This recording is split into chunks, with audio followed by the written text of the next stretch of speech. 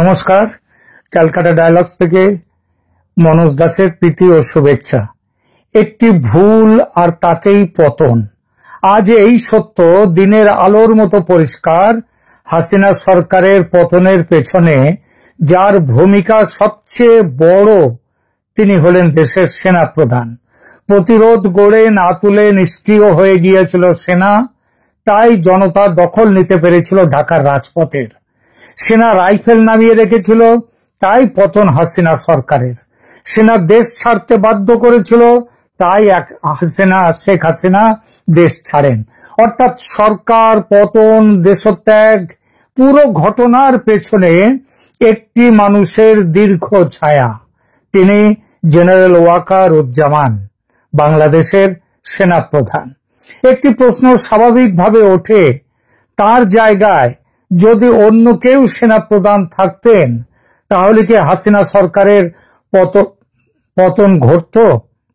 গত বছর ওই 5ই আগস্ট তারিখে আমার বিশ্বাস বাংলাদেশের সংখ্যাগরিষ্ঠ মানুষ মানবেন যে ওয়াকারুজ্জামানের জায়গায় অন্য কেউ সেনা প্রধান থাকলে শেখ হাসিনার পতন নাও হতে পারত।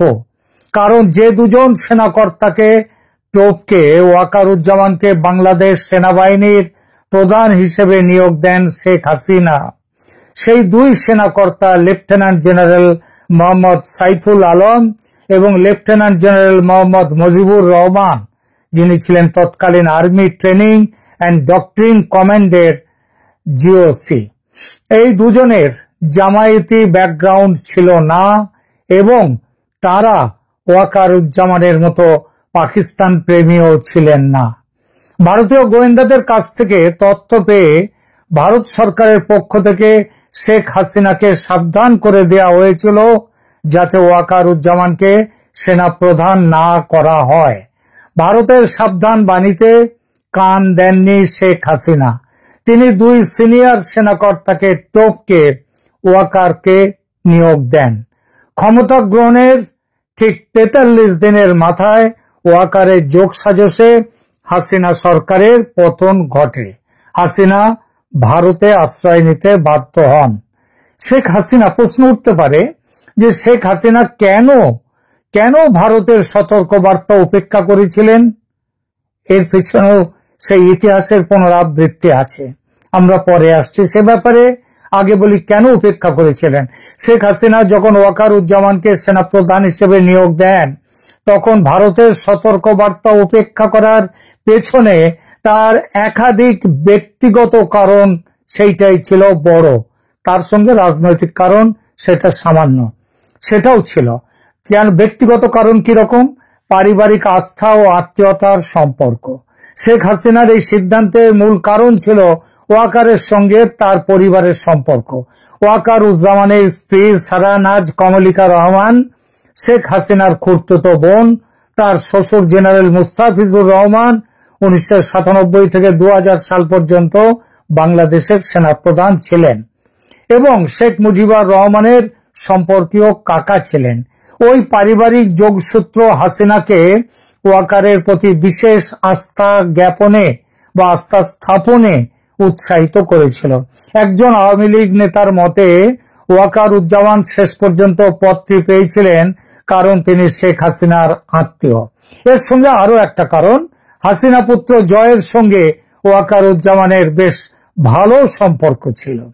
ওয়াকার 2017 সাল থেকে সেনা সদর দপ্তরে সামরিক সচিবের দায়িত্ব পালন করেছেন এবং পরবর্তীতে প্রধানমন্ত্রীর কার্যালয়ের অধীনে সশস্ত্র বাহিনী বিভাগের প্রধান কর্মকর্তা বা পিএসও হিসেবে কাজ করেছেন। এই দীর্ঘ সময়ে তিনি হাসিনার আস্থার পাত্র হয়ে ওঠেন। একটি সূত্র জানাচ্ছে যে প্রধানমন্ত্রীর কার্যালয়ের অধীনে সশস্ত্র বাহিনী বিভাগের প্রধান হিসেবে দায়িত্ব পালন করার সময় ওয়াকারুজ্জামান হাসিনার এতটাই নজর কাড়েন যে হাসিনা ভারতের সতর্কতা উড়িয়ে দেন। কিন্তু ভারত কেন আপত্তি করেছিল সেই কারণটা কিন্তু তিনি খুঁটিয়ে দেখেননি। ভারতের আপত্তিটা ছিল দুটো মূল কারণে। স্বাস্থ্যগত যোগ্যতার কারণ, ওয়াকারুজ্জামান তখন স্বাস্থ্যগত দিক দিয়ে সর্বোচ্চ উপযুক্ত ছিলেন না এবং দুজন ভালো প্রার্থীকে উপেক্ষা করে তাকে নিয়োগ করা হয়েছিল। দুটো ছিল, একটা কৌশলগত উদ্বেগ ছিল ভারতের কাছে। ভারত যে দুটো কারণ, তার একটা বড় কারণ ছিল যে পাকিস্তানপন্থী এবং জামায়াতি সমর্থক হওয়ার ব্যাপারে ওয়াকারুজ্জামানের সম্পর্কে তারা জেনেছিলেন যে তিনি পাকিস্তানপন্থী এবং জামায়াতি সমর্থক। হাসিনার মানসিকতা ও সিদ্ধান্ত গ্রহণ কি কাজ করেছিল এই সিদ্ধান্তের পেছনে সেটা একটু বলি। প্রথমত, সেনাবাহিনীর প্রতি হাসিনার যে খুব বড় বিশ্বাস ছিল এমনটা নয়। এটা অবশ্য এর কারণ হচ্ছে সেনাবাহিনী, বাংলাদেশ সেনাবাহিনীর পূর্ব ইতিহাস। হাসিনা সর্বদা সামরিক বাহিনীর প্রতি সন্দেহপ্রবণ ও অসন্তুষ্ট ছিলেন, তাই তিনি তার বিশ্বস্ত আত্মীয়কে এই গুরুত্বপূর্ণ পদে বসিয়ে নিরাপদ থাকতে চেয়েছিলেন। আর দেখুন কি অদ্ভুত ব্যাপার, যেটা যে নিরাপত্তার জন্য তিনি এটা করেছিলেন, সেই নিরাপত্তা নিয়েই তিনি ওয়াকারুজ্জামান শেখ হাসিনাকে তার ক্ষতি করলেন। হ্যাঁ, আর তা করলেন কোথায়, কবে? সেনা প্রধান হওয়ার 1.5 মাসের মধ্যে। শেখ হাসিনার সাহস ও বুদ্ধি অতুলনীয়, নইলে তিনি এইভাবে বাংলাদেশের শাসনে ফিরতে পারতেন না। এবং মুজিবুর রহমানের হত্যার পরে এবং তারপরে 2009 থেকে 2024 সাল অবধি এই দীর্ঘ 15 বছরের শাসন আমলে এতদিন তিনি ক্ষমতায় থাকতে পারতেন না। তো 15 বছরের এই দীর্ঘ শাসন আমলে হাসিনার মধ্যে একটা অতিরিক্ত আত্মবিশ্বাসের, যেটাকে বলে এক্সট্রা কনফিডেন্স, সেইটা তার ভেতরে তৈরি হয়েছিল। তিনি মনে করতেন যে তার নিজের বিচার বিবেচনায় যথেষ্ট এবং বাইরের বা অন্য কারো পরামর্শের প্রয়োজন নেই। আর এই অতিরিক্ত আত্মবিশ্বাস হয়ে দাঁড়িয়েছিল তার পতনের কারণ। এইবার বলি ইতিহাসের পুনরাবৃত্তি কিভাবে আসে। ঠিক যেন সেই 1975-এর পুনরাবৃত্তি। 1975-এ শেখ মুজিবুর রহমানকেও ভারতীয় গোয়েন্দারা সেনা অভ্যুত্থানের বিষয়ে সতর্ক করেছিল, তার নিরাপত্তা নিয়ে সতর্ক করেছিল, কিন্তু তিনি সেই সতর্কবার্তা কানে তোলেননি। কারণ বঙ্গবন্ধুর বিশ্বাস ছিল বাংলাদেশের জন্ম দিয়েছেন তিনি, বাংলাদেশকে স্বাধীন করেছেন তিনি, বাংলাদেশে কেউ তার বিরোধিতা করতে পারে না। এই যেন ইতিহাসের পুনরাবৃত্তি। 1975 সালের 15ই আগস্ট, সেই রাতের কয়েকদিন আগেই বঙ্গবন্ধুকে সেনা অভ্যুত্থান নিয়ে সতর্ক করেছিল ভারত, তিনি কথা শোনেননি। আর 5 আগস্ট 2024-এর আগে শেখ হাসিনাকেও একইভাবে জেনারেল জামানের বিষয়ে সতর্ক করেছিল ভারত, কথা কানে নেননি হাসিনাও। আর এর পরিণতি কি হলো? এই সিদ্ধান্তের মাত্র 43 দিন পরেই ওয়াকারুজ্জামানের নেতৃত্বে সেনাবাহিনী হাসিনা সরকারের পতন ঘটালো। 5 আগস্ট 2024 তারিখে যখন ছাত্র জনতার আন্দোলন তীব্র হয়ে উঠেছে, তখন ওয়াকার হাসিনাকে দেশ ছাড়তে বাধ্য করলেন। ওই যে বললাম, তিনি সেদিন যেভাবে ঢাকা শহরে প্রতিরোধ তৈরি করে জনতার ঢাকা শহরে আসাটাকে বন্ধ করার পরিকল্পনা হয়েছিল তার 2 দিন আগে, সেই পরিকল্পনাটা একেবারে উড়িয়ে দিয়েছিলেন ওয়াকারুজ্জামান। এবং তার ফলে ছাত্র জনতা ঢাকায় চলে আসে, আন্দোলন তীব্র হয়, তখন ওয়াকার হাসিনাকে দেশ ছাড়তে বাধ্য করেন। হাসিনা দেশ ছাড়ার পর সেদিনের সাংবাদিক সম্মেলনে সেনা প্রধানের শরীরী ভাষায় ও বাচন ভঙ্গিতে একটা জয়ের আনন্দ কিন্তু স্পষ্ট ফুটে উঠতে দেখা গিয়েছিল। তিনি সেই সময় বলেছিলেন দেশের দায়িত্ব নিজের কাঁধে রাখছেন। তারপরে যারা তার গুরু ছিল, আমেরিকা, পাকিস্তান, তাদের চাপে তিনি সেই জায়গা থেকে পিছিয়ে আসেন। তিনি বলেছিলেন, মনে আছে, আপনাদের জানমানের সব দায়িত্ব আমার নিজের কাঁধে নিলাম। সেখান থেকে পিছিয়ে আসেন আমেরিকা, পাকিস্তান, তারা বলে, এবং চীনও, তারা বলে না না না না, নিজে দায়িত্ব নিও না। 75-এর সঙ্গে 24-এর একটাই পার্থক্য, মুজিবের মতো প্রাণ দিতে হয়নি শেখ হাসিনাকে, যদিও তার ও তার বোন শেখ রেহানাকে হত্যার সব পরিকল্পনা পাকা হয়ে গিয়েছিল। তারা গণভবনে স্নাইপাররা ঢুকেও পড়েছিল। এটা সেনাবাহিনীর সমর্থন ছাড়া এটা কি হতে পারে? পারে না। সেই পরিকল্পনা, মানে শেখ হাসিনা এবং শেখ রেহানাকে হত্যার পরিকল্পনা শেষ পর্যন্ত ফেল করেছিল দুটো কারণে। এক ভারতের সেনাপ্রধানের ভূমিকা, যিনি বলেছেন সেদিন সকাল থেকেই তিনি যোগাযোগ রেখেছিলেন বাংলাদেশ সেনাপ্রধানের সঙ্গে শেখ হাসিনাকে উদ্ধারের ব্যাপারে, এবং 2, শেখ হাসিনার কপাল, আল্লাহ তাকে বাঁচিয়ে রাখতে চেয়েছেন বলেই তিনি বেঁচে গেছেন, হয়তো কোনো বড় কাজের জন্য তার অপেক্ষা থাকা রাখা হয়েছে। আলোচনার উপসংহার টানি এবার ওয়াকারুজ্জামান প্রসঙ্গে শেখ হাসিনার এই সিদ্ধান্ত প্রমাণ করে যে রাজনৈতিক নেতাদের ব্যক্তিগত সম্পর্ক ও আস্থাকে কখনো জাতীয় নিরাপত্তার উপর জায়গা দিতে নেই। পারিবারিক বন্ধন ও দীর্ঘদিনের বিশ্বাসের কারণে তিনি ভারতের গুরুত্বপূর্ণ সতর্কবার্তা উপেক্ষা করেন, যার ফলে শেষ পর্যন্ত তার নিজের রাজনৈতিক পতন ঘটে। অর্থাৎ একটি ভুল, সেই ভুলকে, ওই জন্যই বলেন যে ভুলকে রাজনীতিতে ভুল করলে তার ক্ষমা থাকে না, ফিরে আসা খুব মুশকিল হয়। এখনকার মতো এখানেই রাখছি, ভালো থাকবেন। আসসালামু আলাইকুম।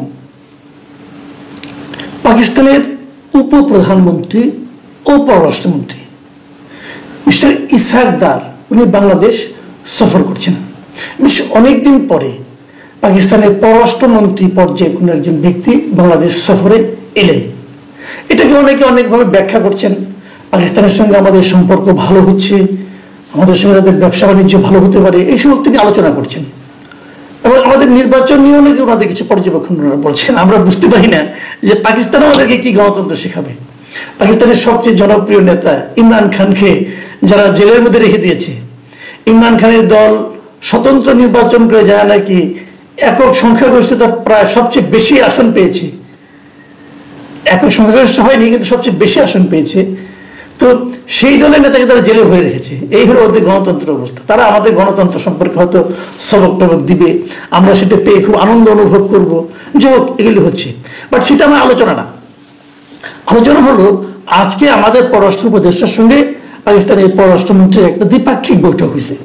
সেই বৈঠকের পর তারা কিছু আপনার সমঝোতা স্মারক, কিছু চুক্তি এগুলো করেছে আর কি, খুবই ইনসিগনিফিকেন্ট। এগুলো খুব যে একটা জরুরি, দেশের জন্য খুব একটা গুরুত্বপূর্ণ আমি তাও মনে করি না।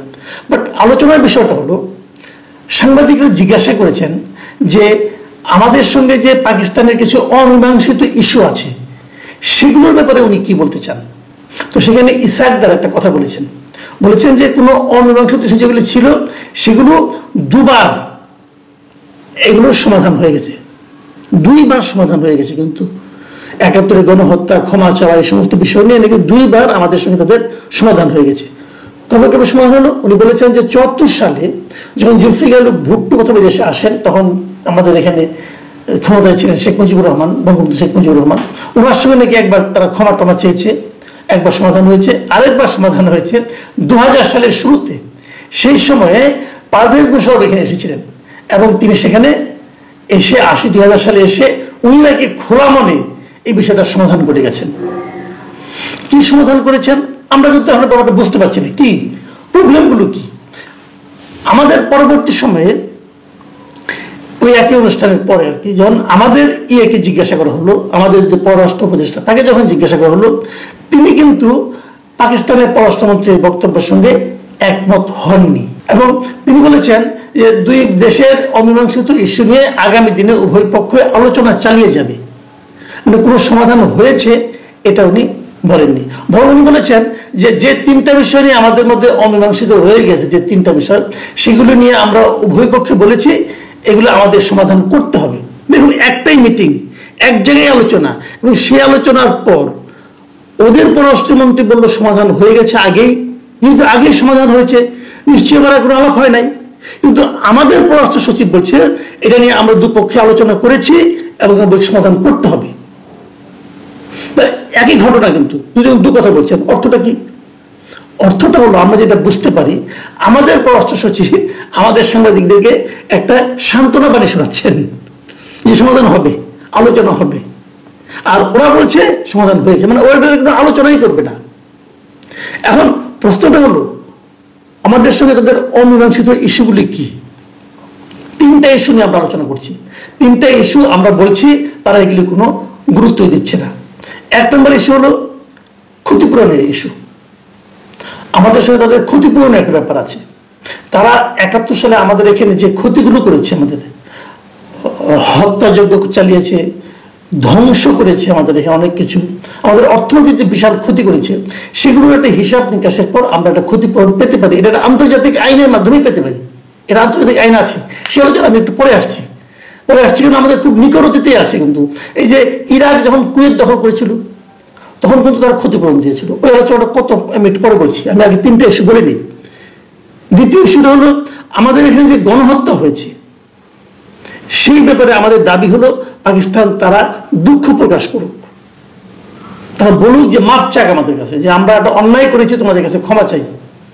ভেরি ইন্টারেস্টিং বিষয় হলো এই বিষয়টা নিয়ে কিন্তু ইমরান খান যখন পাকিস্তানের বিরোধী দলের ছিলেন, যখন উনি প্রধানমন্ত্রী হননি, তখন কিন্তু উনি পাকিস্তানের সংসদে বলেছিলেন যে পাকিস্তান গভর্নমেন্টের উচিত বাংলাদেশের কাছে ক্ষমা চাওয়া 71-এর ঘটনা নিয়ে। এটাও কোনো প্রকাশ্য ক্ষমা, আনুষ্ঠানিকভাবে ক্ষমা কেউ চায়নি। 3 নম্বর হলো যে আমাদের এখানে পাকিস্তানের অনেক নাগরিক আটকা পড়ে আছে, যে বিহারি, আমরা বলি না যে বিহারি ক্যাম্প আছে একটা মোহাম্মদপুরে, আরো আরেক জায়গায় সৈয়দপুরে বোধহয় একটা আছে, যে প্রচুর পাকিস্তানি কিন্তু আমাদের এখানে আটকা আছে, যারা পাকিস্তানে ফেরত যেতে চায় কিন্তু যেতে পারেনি, যারা বাংলাদেশের নাগরিকত্ব গ্রহণ করেনি এখন পর্যন্ত, কিন্তু আমাদের এখানে বসবাস করছে। তো তারা তো পাকিস্তানি নাগরিক, তাদেরকে পাকিস্তান গভর্নমেন্ট ফেরত নেবে, এই দাবিটা আমরা করছি। তারা তো আমাদের নাগরিক না। তো এই ফেরত নেওয়ার দাবিটা আমরা করছি। এটা নিয়েও কোনো আলোচনা এখন পর্যন্ত হয়েছে কিনা, কোন ডেভেলপমেন্ট আছে কিনা, এগুলো নিয়ে কোনো আলোচনা হয়নি। এই 3টা হলো আমাদের সঙ্গে তাদের অমীমাংসিত বিষয়। এখন এই ইসরাকদার বলছেন সমাধান নাকি হয়ে গেছে। কবে হলো? যদি সমাধান হয়ে থাকে তাহলে এই নাগরিক যারা পাকিস্তানে আটকা আছে এদের কি হবে? এদেরকে নিচ্ছেন না এখন আপনি? আচ্ছা, আমি এখন ওই প্রথম পয়েন্টটায় আসি, যে ক্ষতিপূরণের ইস্যুটা। ক্ষতিপূরণ কি দেয় কোনো দেশ? হ্যাঁ, দেয়। আপনাদের আমি একটা ছোট্ট উদাহরণ দিয়ে বলি, তাহলে বুঝবেন। 1990-91 সালে ইরাক কুয়েতে একটা যুদ্ধ হয়েছিল। সেই যুদ্ধে ইরাক কিন্তু কুয়েতকে দখল করে ফেলেছিল অনেকটা জায়গায়, এবং তারপর কিন্তু সেই যুদ্ধ তাদেরকে সরে যেতে হয়েছিল। ওটা নিয়ে মধ্যপ্রাচ্যে বিশাল একটা যুদ্ধ কিন্তু হয়েছিল। সেই যুদ্ধে কুয়েতের অনেক ক্ষতি হয়েছিল। কুয়েতকে ক্ষতিপূরণ ইরাককে দিতে হয়েছিল। কত ক্ষতিপূরণ দিতে হয়েছিল? $52.4 বিলিয়ন। $52.4 বিলিয়ন ক্ষতিপূরণ ইরাককে দিতে হয়েছিল কুয়েতকে, এবং সেটা তারা তাদের তেল বিক্রি করে ধাপে ধাপে দিয়েছে। ইরাক কিন্তু এর মধ্যে যুদ্ধ বিধ্বস্ত দেশ হয়ে গিয়েছিল, আগের অবস্থা ইরাকের ছিল না, কিন্তু তারপরেও তাদের সেই ক্ষতিপূরণ দিতে তারা বাধ্য হয়েছিল, এবং 2022 সালের ফেব্রুয়ারিতে এসে তাদের সেই ক্ষতিপূরণ দেওয়াটা সমাপ্ত হয়েছিল, এবং সেই ক্ষতিপূরণ তাদেরকে দিতে হয়েছিল জাতিসংঘের মাধ্যমে। সেই 80 সালে যুদ্ধ হয়েছে, কিন্তু 90 সালে যুদ্ধ হয়েছে। 90 থেকে শুরু করে ধাপে ধাপে দিতে দিতে 2022 সালে এসে তারা সেই ক্ষতিপূরণটা সমাপ্ত করতে পেরেছে। মানে 32 বছর লেগেছে ক্ষতিপূরণটা দেওয়া। আর বাংলাদেশের সঙ্গে ক্ষতি কত হয়েছিল আমরা যদি ওই সময়টা হিসাব করি, ইরানের ক্ষতি হিসাবে জাতিসংঘ করেছিল, তো আমরা জাতিসংঘকে আহ্বান করলেই পারি, তারা দেখুক কত ক্ষতি হয়েছিল। কিন্তু আমাদের একটা হিসাব আছে। বঙ্গবন্ধু যখন দায়িত্বে ছিলেন স্বাধীনতার পর পর, তখন উনি একটা ক্ষতির হিসাব করেছিলেন। উনি মানে কি, উনি আমাদের যারা এক্সপার্ট ছিল তাদেরকে দিয়ে একটা ক্ষতির হিসাব উনি করিয়েছিলেন। সেই ক্ষতির পরিমাণটা ছিল $30 বিলিয়ন সমপরিমাণ। $30 বিলিয়ন সমপরিমাণ। এবং সেই ক্ষতি আমি যদি ওই 1972-এর ওই সময়ের যে ক্ষতিটা $30 বিলিয়ন, সেটা যদি আজকের হিসাবে করি, এই যে মুদ্রাস্ফীতি, তারপরে সুদ, এই সবগুলো মিলিয়ে যদি ধরি, তাহলে সেটা দাঁড়ায় $400 থেকে $500 বিলিয়ন। তাহলে আমরা মিনিমাম $400 বিলিয়ন পাকিস্তানের কাছে ক্ষতিপূরণ হিসাবে দাবি করতে পারি। এবং যদি পাকিস্তান বলে না এত টাকা ক্ষতি হয় নাই, তো ঠিক আছে, তাহলে আপনি জাতিসংঘের কাছে যান, জাতিসংঘের একটা নিরপেক্ষ তদন্ত করুক, নিরপেক্ষ হিসাব করুক, করে বলুক কত টাকা ক্ষতি হয়েছে। কিন্তু আপনি তো ক্ষতি করেছেন, আমার ক্ষতি করেননি। আমার এখানে আপনার মানে সেতু ভাঙছেন, রেল লাইন, বিদ্যুৎ কেন্দ্র, শিল্প কারখানা সব আপনি ধ্বংস করে দিয়েছেন। 9 মাসের যুদ্ধে আপনি কিছুই রাখেননি। আপনাদের যুদ্ধের সময় তো পাকিস্তানরা তো এদেশে একটা পোড়া মাটির ফর্মুলা নিয়েছিল, যে খালি পুরো মাটি থাকবে, সব আগুন দিয়ে জ্বালিয়ে দেবে। আপনারা তো এই ফর্মুলা যুদ্ধ করেছেন, তাহলে ক্ষতিপূরণ দেবেন না? প্রয়োজনে জাতিসংঘের মাধ্যমে যান, কিন্তু ক্ষতিপূরণ ভাই দিতে হবে। আর আপনি মুখোমুখি বলবেন যে সব মীমাংসা হয়ে গেছে আর এখানে আদর আপ্যায়ন নিয়ে আপনি চলে যাবেন, ভাই এটা হবে না, এটা রিয়েলিটি। এখন যদি ওই যে আবার এখন আমাদের দেশে নতুন কিছু বুদ্ধিজীবী গজিয়েছে, বিদেশ থেকে বসে বসে ইউটিউবে থিওরি দেয়, বলে যে না এখানে কোনো ক্ষতি হয় নাই, লোক শরণার্থী হিসেবে ইন্ডিয়াতেও যায় নাই, মাত্র 2000 লোক মারা গেছে। যদি ওইটা ধরেন তাহলে ক্ষতি কমে যাবে, কিন্তু ওটা ধরা পড়া কঠিন হবে। এই মাঝখানে একজন আমাকে বলছিলেন, একটু রসিকতা করে বলছিলেন, যখন ওই ভদ্রলোক বিদেশ থেকে থিওরি দিলেন যে 2000 লোক মাত্র মারা গেছে আমাদের এই যুদ্ধে, মুক্তিযুদ্ধে, তখন এক ভদ্রলোক বলছিলেন যে 2000 লোক যদি মারা যায় থাকে, 90,000 পাকিস্তানের সেনাবাহিনী এখানে ছিল, আর 90,000 প্রশিক্ষিত সেনাবাহিনী আধুনিক অস্ত্রশস্ত্র নিয়ে যদি মাত্র 2000 লোক মারা যায় থাকে, তাহলে তো বলতে হবে তাদের জ্বালানি তেলের দামই তো হয় না, উঠে নাই। তখন বরং পাকিস্তান আমাদের কাছে ক্ষতিপূরণ চাইতে পারে, যে আমাদের 90,000 লোক ওখানে পাঠাইলাম, এত খরচ করলাম, তারপর মাত্র 2000 বেশি লোক আমরা মারতেও পারি নাই, তোমরা বরং আমাদের ক্ষতিপূরণ দাও।